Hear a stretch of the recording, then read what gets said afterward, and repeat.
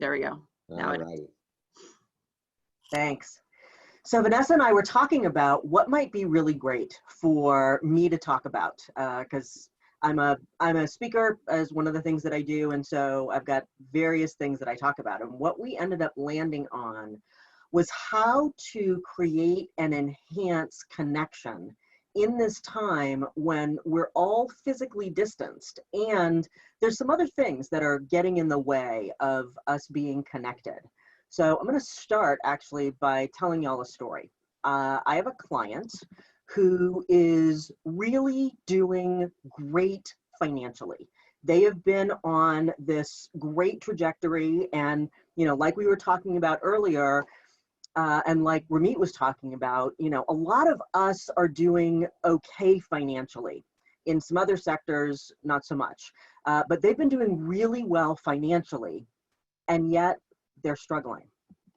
Their highest performing employee, she's been super reliable, and now she's seeming really distant. And she's been late on deliverables. They've been having a hard time connecting with her, and she's even started missing work. Another employee is really burning the candle at both ends. He's emailing all hours of day and night, and this is not part of their company culture. And he's never done it before. And it's been going on for months, and they're starting to get really concerned about him burning out, and he's starting to make mistakes. Another team member is a recent college grad who's been on board a little less than a year. And he has gone from like Sam Lamb, like super enthusiastic, uber reliable, to being a big rain cloud, like gloomy and more concerning.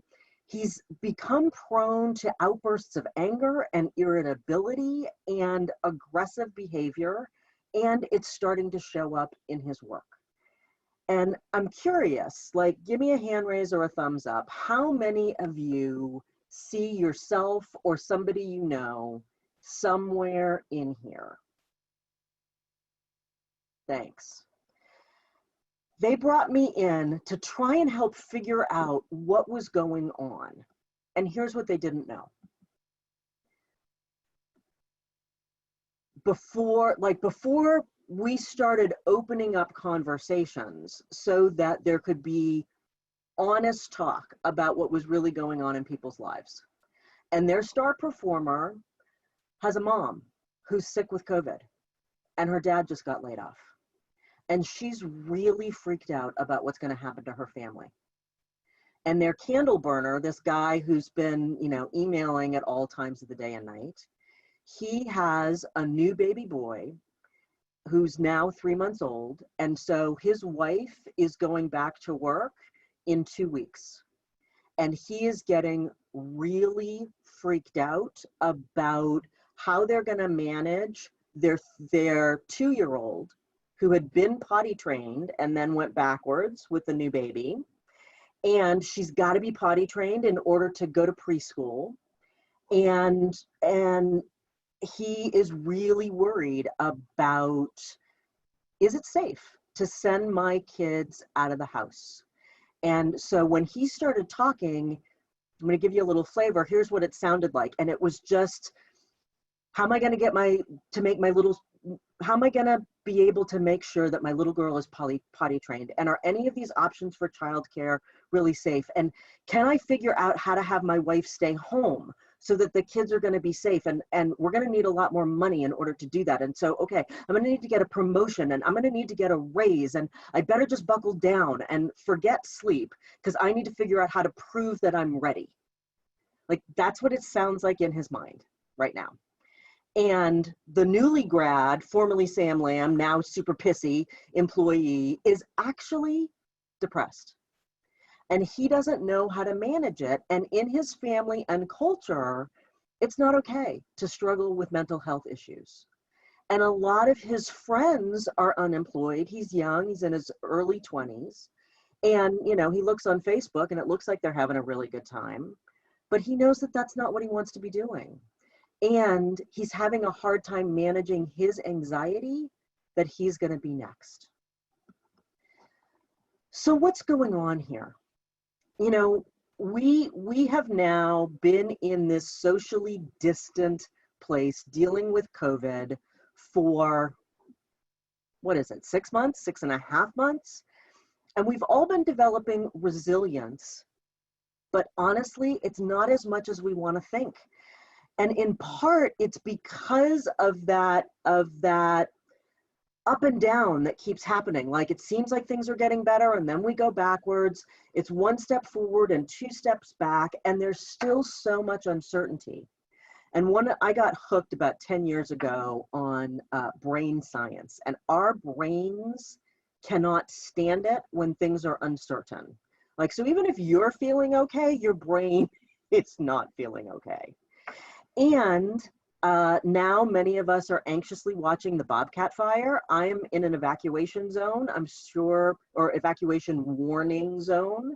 I'm sure many of you are too. And even if you're not, we're all dealing with the air quality issues. And we are living in this time that is marked by massive social upheaval. We're having an international conversation on race, diversity, inclusion, and systemic racism that's generations overdue. We're in an election unlike any in history at a time when our nation is massively polarized. And school has begun.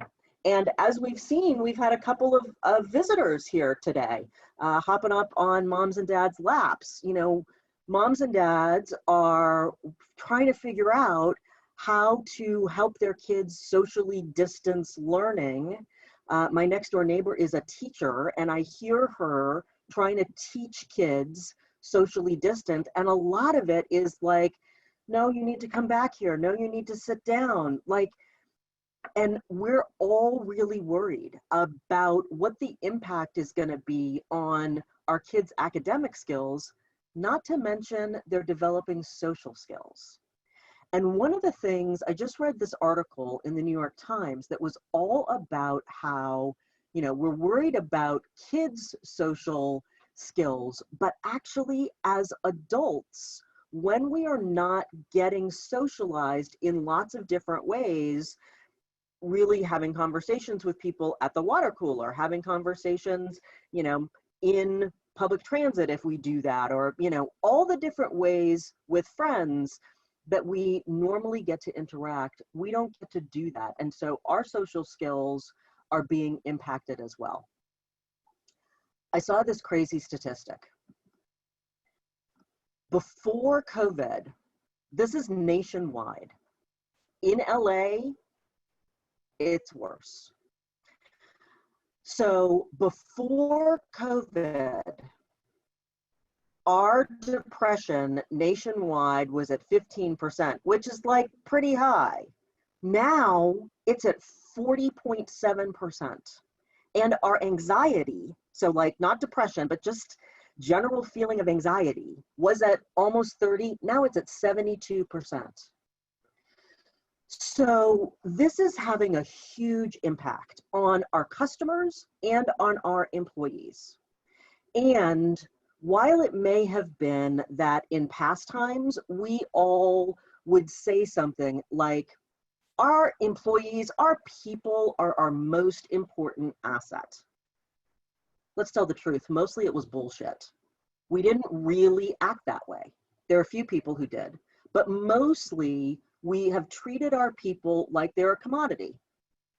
We get them, we use them, sometimes we burn them out, and then we pull in somebody else.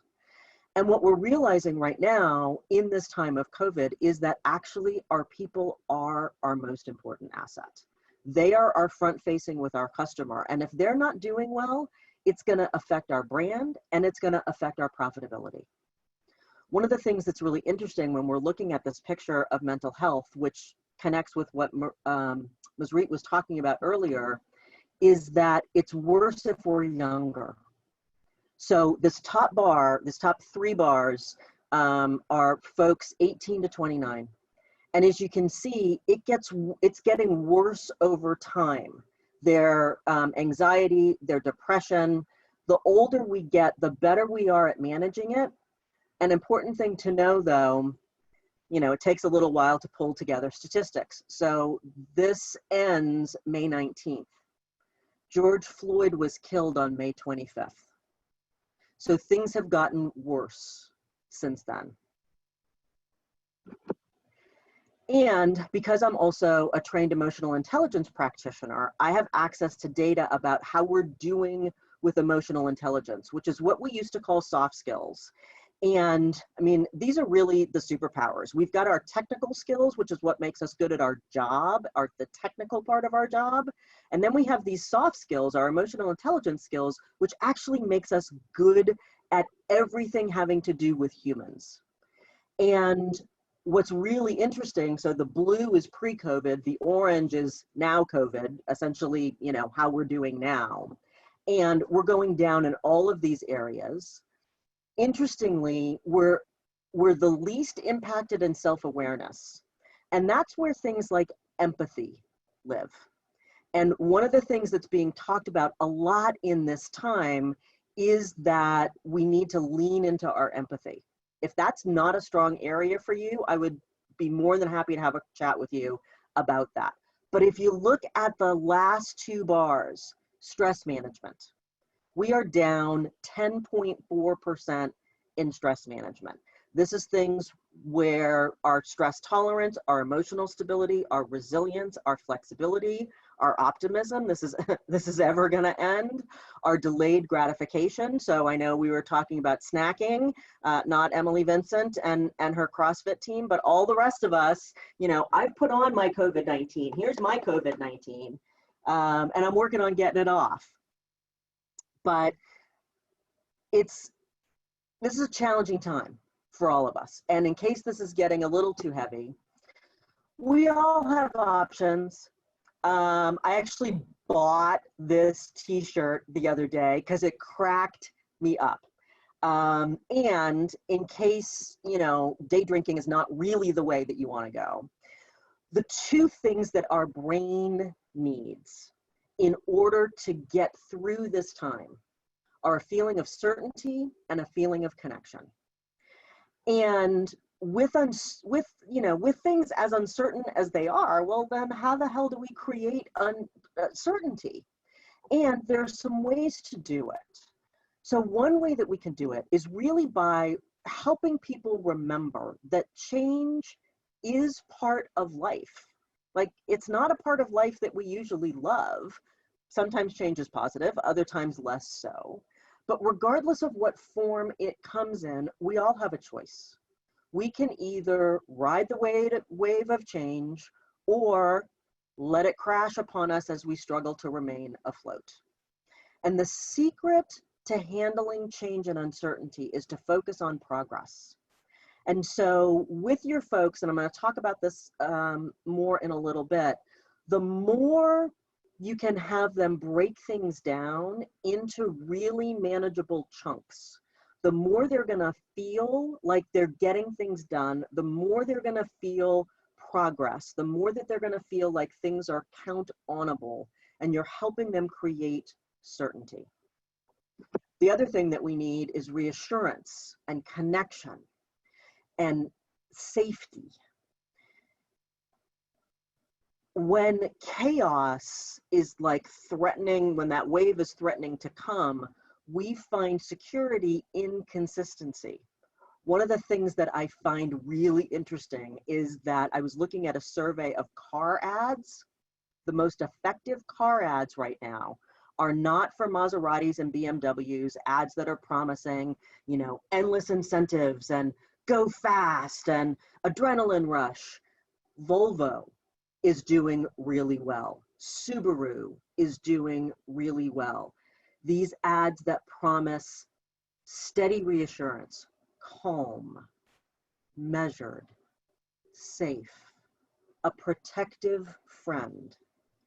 That's the most effective way for our employees and our customers to see us right now.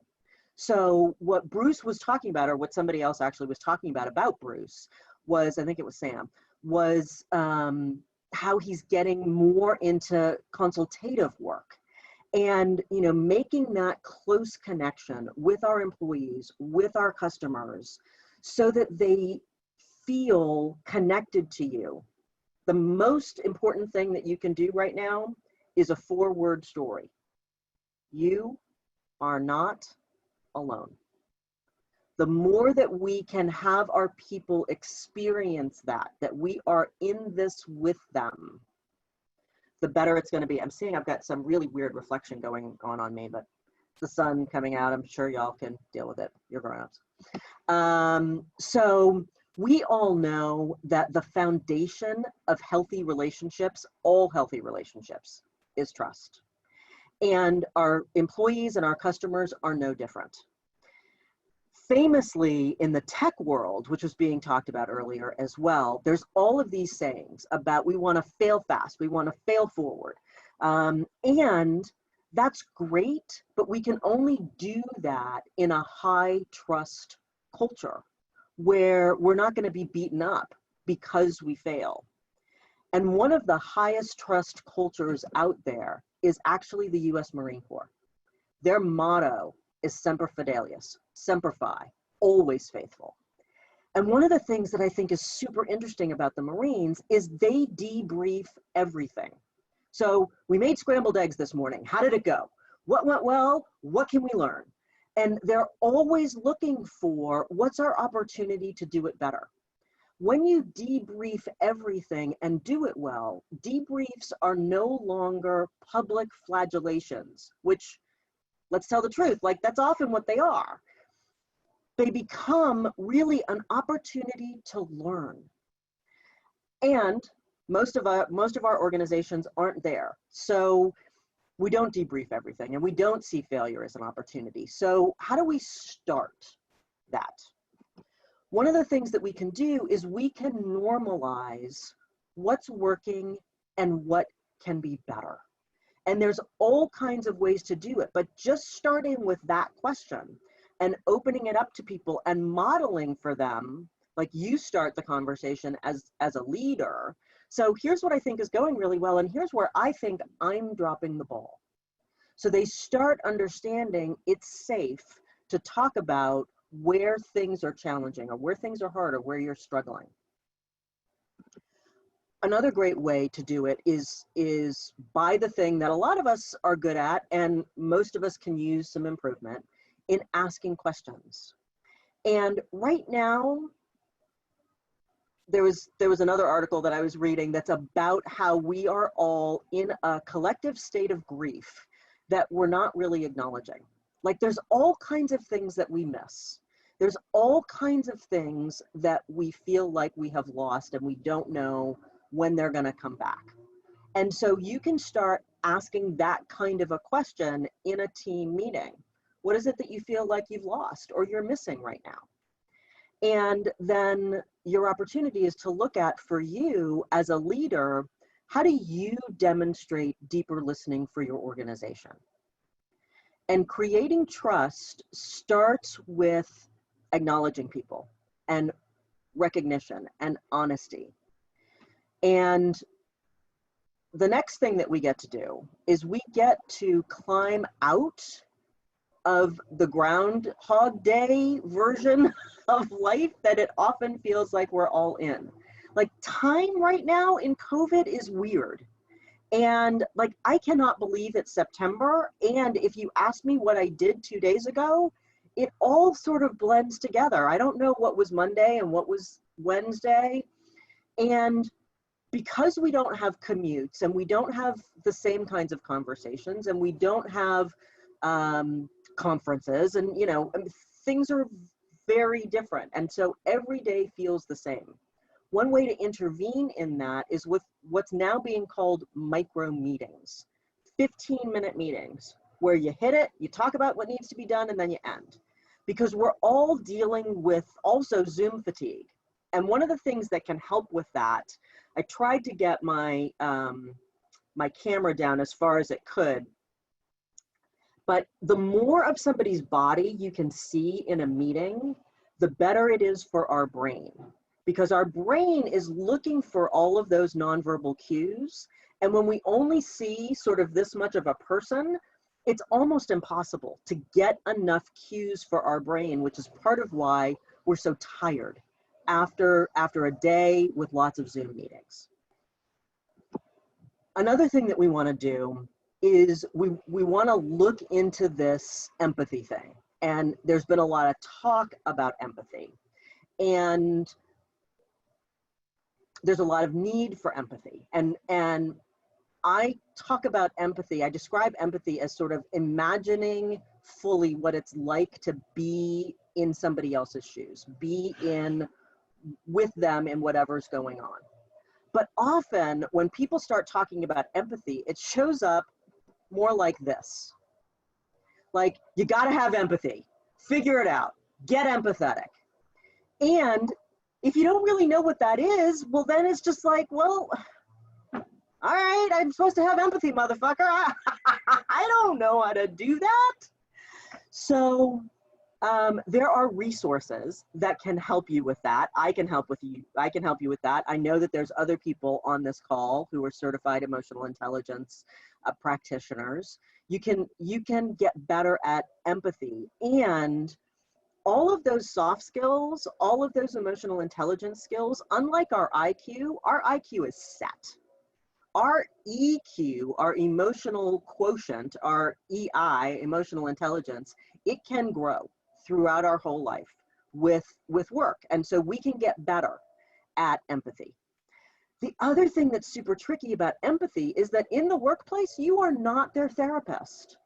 And so you want to help create a balance and a boundary where you're helping them get the resources that they need, but they are not taking up your whole day talking about challenges that they're dealing with. And so you want to help them find resources. And so we all as leaders have an opportunity to really model for people getting the resources that we need and creating new kinds of agreements. We also, because so many of us, I mean, Bruce was talking about, he's one of 5 people who can be in the office, and he's usually the only one who shows up. We're not having those casual conversations for feedback. And especially the younger generations, they really thrive on that. And so we want to be figuring out opportunities to connect with people, to give them feedback. And in this distant time, we actually have to schedule it, because it's not going to happen in those casual interactions where it used to happen. Another thing that we get to focus on when we are really thinking about feedback is to practice a growth mindset. The growth mindset head is the one here on the right. The red is the fixed mindset, and some of you may have heard about this. Our brain is set to default fixed mindset. I am who I am. They are who they are. I am bad at math. I am good at English. That's me. I was an English political science double major. That's what I love. I don't like the math. I don't like the science, but here I am now in my 50s, super engaged in brain science. I am in fact not a fixed being, and neither are you, and nor are your people. And so the more that we can move into that growth mindset space, especially when we're offering feedback, which is, we all learn from feedback. We make mistakes because we're human, and those mistakes can help us grow. Failures offer an opportunity for growth. I like to try new things. Even if you don't, you can decide, I like to try new things. And it's one of those places where that old fake it until you make it can actually help. We can grow our own neuroplasticity, which is a fancy way for saying our brain can learn, our brain can grow. We can develop new neural pathways so that we can get more agile at things. And as we're looking at building a new normal, a better normal, the new future that we all want to grow into, leaning into a growth mindset and helping your people move from fixed mindset into growth mindset is super helpful. We also, when we're having those conversations with our people, we want to look at what are the possibilities.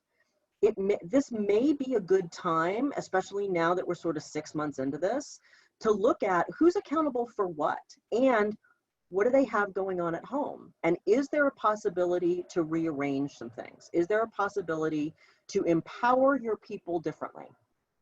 Which gets into, if you're a micromanager, knock it off. It's not helpful. It is something that your brain does. If you are a micromanager, your brain is doing it because of your desire for certainty. The problem is it's robbing your people of certainty. It's robbing your people of skills. And people in this time need more autonomy, not less. Our instinct as managers is we can't see them, we don't know what they're doing, and so we're going to buckle down and we're going to create more authority and we're going to create less autonomy. And it's the antithesis of what needs to happen right now.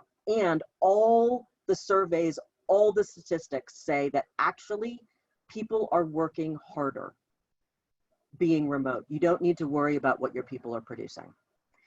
And if we tell the truth, I don't want to be measured by whether or not I'm sitting in front of my computer 10 hours a day, or if I'm getting done everything I need to get done and it only takes me 3. Like, I should be celebrated for that. And then probably you want to give me some more work to do. But if I'm getting done what I need to get done, it actually doesn't matter how long it takes me to do it, except if I can take on more responsibility. So we want to be empowering our people. And we want to figure out then with our people, what are they authorized to do? Where does their authority extend to and where does it end? And that's an opportunity for us to really get clear on our communication. We often think that we communicate things that we don't communicate. I'm going to talk more about this in a second, I think, and if I don't, I'll try and remember to bring it back. But if I took out the slide, because I was concerned about time. But we really need to be conscious. When we delegate things, we want to give context and we want to give due dates. And those are the 2 things that we often forget. Why is this important? Why does it matter? And when does it need to be done by? We think we tell people that, and often we don't. We also really get to rethink employee engagement. All of the statistics and articles are saying that it is very likely that we are never going to go back to the same kind of in-the-office work where we were before, which is going to be a great opportunity for Bruce. And that means that we're going to need to get really conscious about what does employees look like? What does employee engagement look like? What does it mean to be empathetic over Slack and Microsoft Teams and Cisco, or all the platforms that have been invented and have yet to be invented? And we need to learn how to be distant and still signal connection. Here's what I was talking about before. When we set expectations, we need to be really clear. One of my clients is struggling with one of his key employees, and he keeps talking about, like, I connect with them and did it get done? And it's not done and I'm super frustrated. And I say, I get it. Did you tell them when it was due? This is what I get. Or, like, we forget that part. And so we need to be really clear with our people. Our neighbor's gardener is here. Sorry if there's a bunch of background noise all of a sudden. And so as part of that, we want to break down tasks more than we think we need to do, more than we used to have to do, because we're dealing with a lot of other factors that we weren't dealing with before. If you were in the office, your 3-year-old was not climbing up on your lap pre-COVID. We have a whole other set of circumstances. And so as managers, we get to break down tasks way more and be way more clear. Another thing to do is to assign roles at team meetings so that people know who's going to be doing what. And so you want to have somebody like who's your shade thrower, who's going to piss on all your potties, who is really thinking about how can I poke holes in this. You want to have a Sam Lamb who's your cheerleader. You want to have somebody who is going to keep you moving forward. You want to have somebody who's taking notes. You want to have these different roles, and you can mix them up, which also is going to really create team among your people. And especially in this time, we want to figure out what we control, what we can control. We want to stay together. We want to all row in the same direction. In high school and college, I was the stroke on my crew team, which means I was in that very first position next to the coxswain. So I was the first person rowing, which you're setting the pace for your team. That's what we do as leaders. We set the pace for our people, and we manage what can be done and things that can't. So stay safe and be well. And connect with me if we aren't already connected. Thank you, Emily, Vincent. I see your hands. Any questions? I have a question. Bruce. If you can go back 3 slides to where you have your shade thrower. These are roles of a meeting, but a shade thrower is, you're not inviting to your meeting. They're just there. You need to know how to deal with them. Why is that in a champion role? Because if you are, so depending upon the dynamics in your team, Bruce, you and I have met a couple times pre-COVID. You've got a strong personality. If you are saying, here's what we're going to do and here's how it's going to be, if you don't have somebody on your team who's assigned to be a shade thrower, who's going to poke holes, who's looking for, well, what might be the downside? What might be the challenge here? Everybody's just going to say, yes, Bruce, we're with you, because you're super enrolling and you've got a big personality and your people are going to fall in line. If you've got somebody who's assigned, like that everybody knows it's okay, they're not going to get in trouble by throwing shade on the plan, by poking holes in the idea, then you're actually going to get the best ideas. Okay, so it's for production, not, okay, I got you. It's a devil's advocate. What are we getting done this week? Yeah, it's for like, what are we looking at? What are the opportunities? We want to create this new go-to-market strategy, or we're going to create something new. We're going to do something in a new way. What might be the opportunity? What might be the challenge? Yeah, because you could imagine a platoon of Marines, all full of cheerleading Marines, charging off enthusiastically to do something which might not be a great idea. Right? Sorry.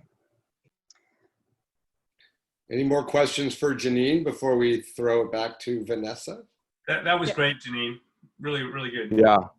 Thanks, John. Yeah, Janine, that was absolutely incredible. This is something that is extremely interesting to me, because I've been managing a team for years, and what I've noticed too is to touch on these call of champion roles.